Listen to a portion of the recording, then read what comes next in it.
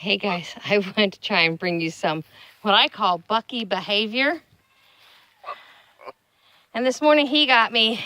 I was over here petting him and stuff, and next thing I know, he acted like he was gonna scratch with his mouth, his side, and he ended up peeing on me. That's what happens when you're too close, when they go Bucky. He has already mounted Latte 3 times, and it looks like it looked like he made full contact, but what I'm looking for now is the evidence that he completed that contact without getting too graphic. You see, he's trying to work on Oreo now. I don't know if that's one of the ways they bring a doe into season, but she's bred. We know that for a fact. We saw the proof of that, and her belly is definitely growing, but so is Latte's. I mean, when you look at Latte, look how her belly's hanging down, and she's also gotten wide. So I'm not understanding why she would allow him to mount her not once, but 3 times. So that's definitely one of today's dilemmas. And you can see, you hear that? No. See mommy back away? Yeah. I already have to wash my sweater I had on earlier today because he was standing up on this fence and it went high. So he got my sweater. It will stink like Bucky pee now. I got to run through the laundry, which we just completed all our laundry. So I have it outside. I didn't even bring it in the house. So we'll see. Time will tell.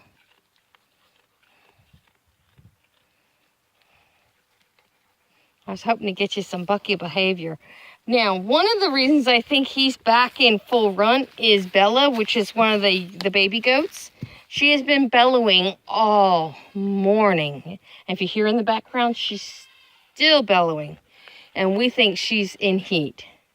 But, again, she's just too young to breed. So we're not allowing that to happen. They can come into heat, their first heat cycle as early as 4 months. And I think Bella's now about 8 months.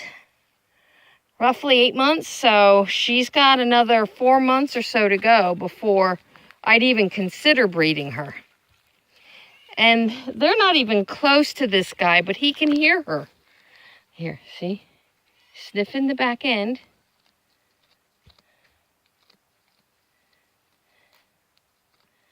So she's like, I don't know, buddy. I don't think you're going to get her again. How many babies you planning on making there, Pilot? Huh? Say as many as I can. Now, an average herd sire buck can service quite a few does. Now, normally you want to maybe give them like 5 or 6 does at a time, but they can service up to 100 does in a year. So if that tells you anything, he could be pretty prolific. And he's over with Dad now. He doesn't act the same for Jim. He definitely knows the difference between male and female with Jim and I, because he goes all Bucky on me and he doesn't for Jim. Watch, if he stands up and he pees, he'll get you. His aim is pretty good. One of the signs of Bucky is he gets real affectionate. And then if you notice his head and his nose is kind of all, his hair is kind of messy, that's from urinating on his nose, in his beard, because he does have a beard. And I also watch the hair on the back of his back, the very top hair stands straight up. As soon as he gets excited, his hair on his back stands up. Don't bite her. You're going to end up in quarantine, young man. You don't pick on your pregnant girls. No. We will move you to the kennel. That's why that kennel's still there. Because if he gets too aggressive and we know the girls are carrying young, he will be moved until he can be put in with Nala. Because we're not going to take and allow him to beat up the pregnant girls because they don't have a choice. They're pregnant, you know. It's not like they can keep him happy that way. He's a little guy till he stands up, and he's strong as heck. You see all that rubbing he's doing? That's definitely a male goat. My girls don't do that. Just him. See if I can see what he does if I get a little close. Pilot, Mommy's over here. See, he's going to talk to me. He doesn't talk to Jim. See, now he's up. Let's see this. He's like, come, ouch. Don't bite, you little beast. He's determined to get attention, good or bad.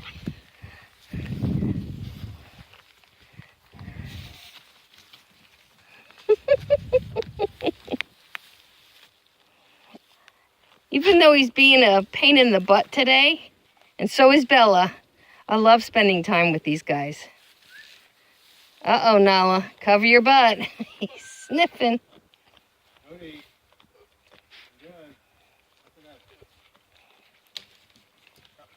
Uh-oh. Daddy's playing with Cody. See, he's rubbing on her.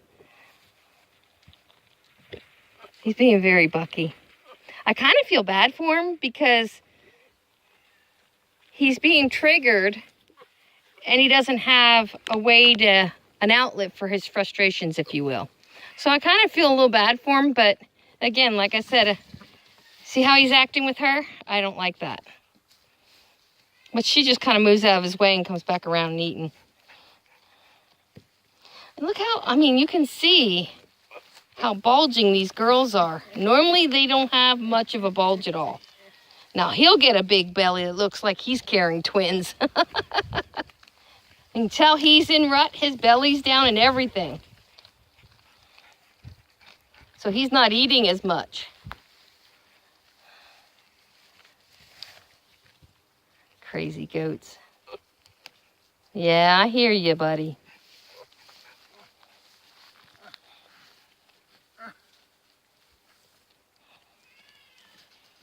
Just think, girls, if we had men that got into rut like this and made all that noise. Don't encourage that. That's bad behavior. Yes, I don't encourage that. Because he'll start coming up and doing that against my side, and he could actually throw my back out doing that. So I don't encourage it. Either I rub his neck.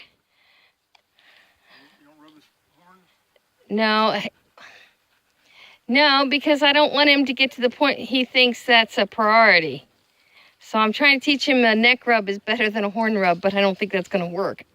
Look at him. He's feisty. He's not a mean goat, guys. Don't get me wrong. He is not mean at all. But he is being driven by his male hormones right now. So we might have to make a few changes, and that's okay. Even if we put him in that kennel you see right there, he's still part of this. He just will be separated from the girls. There'll be a fence between them. So if we have to do that, we will. Now, once we get our property fenced in, which it is a long-term goal, but we're going to fence in a whole lot of property back here and all the way up to the front. Once that's done, we'll have plenty of room to pull him. And we are actually talking about a possible second buck. Because once his babies are born, we either have to sell them or plan on getting another buck for breeding them. So there's a few things we have to make some decisions on down the road. They're munching monsters with this hay. They're cleaning up all the old hay, and we got more. Let me show you what we got. This is what was under the tarp. Part of what was under the tarp the other day. Nothing like Bucky goats.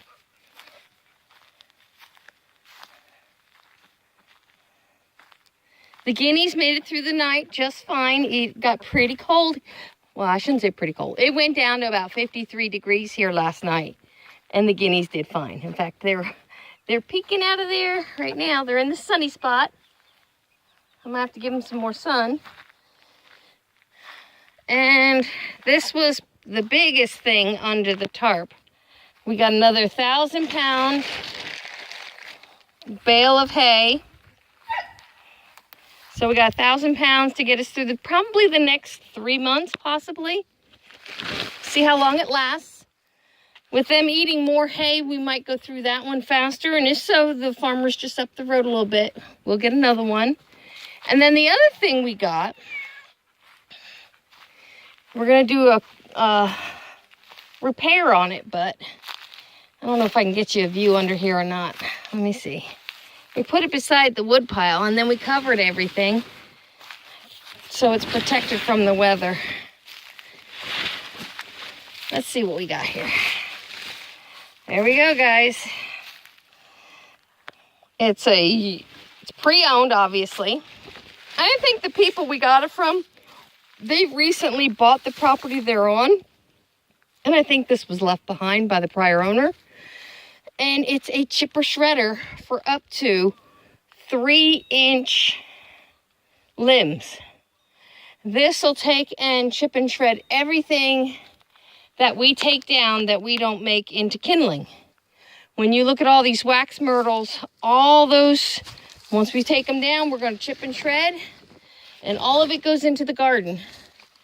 Make my own wood chips if I can't find somebody that has free wood chips in the area. We're so out in the country, guys. There's really not many tree services out here. And if there are, we're not hearing. I mean, the farmers do their own tree work. They cut it down, let it rot in the field. So, but that's kind of it. And there's the crybaby over here.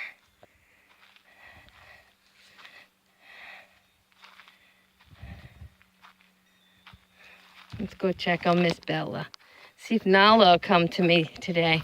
She was with me a little earlier because I was over here trying to figure out why Bella was bellowing. She's a very demanding little goat when she thinks she needs something. There they are. The fence is hot, and they know it. Look at her tail going. Say, hi, doggy wag. Oh, you're smelling Pilot. You see that, guys? She's smelling my hand, which smells like Pilot. And her tail wags. Look at that. That's a big indication that she's definitely in heat. Poor girl. Poor girl. Yes, poor baby. And look at this. This is Miss Nala. Nala's getting a little bit of fat on her. Right, Nala? Right, Nala? Huh? Yeah. Look at this. This is the goat we couldn't touch when we got her. She's getting so sweet. Right, Miss Nala? Mm-hmm. You're such a sweet baby. Yeah, I smell like a buck. You smell? You want to smell? Nope, she's not interested. Look at this. She's smelling my hand. I can't get them both into view, and I don't want to get against the fence. She's definitely smelling my hand, and her tail's wagging. Look. Does he smell good, huh? Poor baby. She's got to grow up, guys. Look how small they are. They're not big. She comes to my knees. And I think she should probably end up as big as Nala. Nala's about full grown. Nala is smaller than my other two females. They both definitely have more of the dwarf Nigerian in them, which is okay, because we want the smaller sizes. I don't want the horns, guys. That's the only thing with these two. They got horns, and you have to be very careful when you're bending and stuff around them that you don't get hooked with a horn. Yeah. You're so silly. All right, guys. Nothing like Bucky goats and goats in heat. It's all that time of the year. All right, y'all. Have a great day. God bless. Take care. Don't forget, like, share, and subscribe.